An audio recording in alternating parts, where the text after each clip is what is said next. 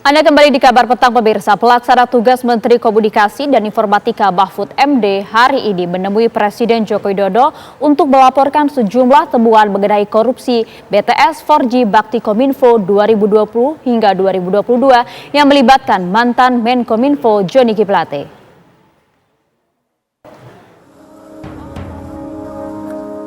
Usai bertemu dengan Presiden Joko Widodo di Istana Negara, Mahfud MD membeberkan sejumlah fakta dan temuan terkait mega proyek pemerintah tersebut.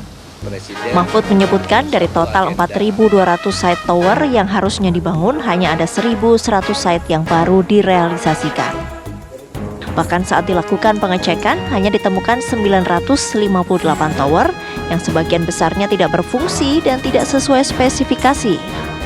Pertanggungjawaban penggunaan dana dari mega proyek tersebut pun juga tak sesuai dengan jatuh tempo yang ditetapkan pemerintah.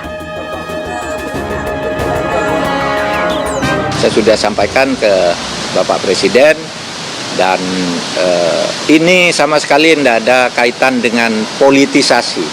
Itu soal uang negara dan ada undang-undangnya.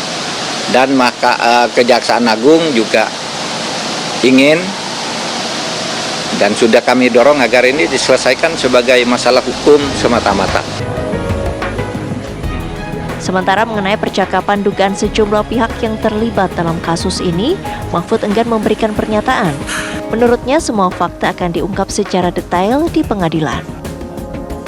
Johnny G. Plate ditetapkan sebagai tersangka atas kasus korupsi penyediaan menara base transceiver station atau BTS 4G Kementerian Komunikasi dan Informatika tahun 2020-2022. Ia ditetapkan sebagai tersangka pada 17 Mei usai menjalani pemeriksaan oleh tim penyidik tindak pidana khusus Kejaksaan Agung sebanyak 3 kali.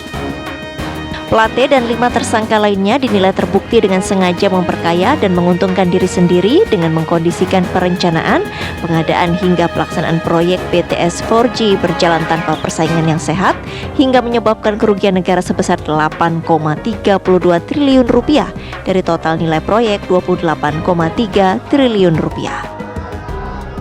Tim TV One mengabarkan.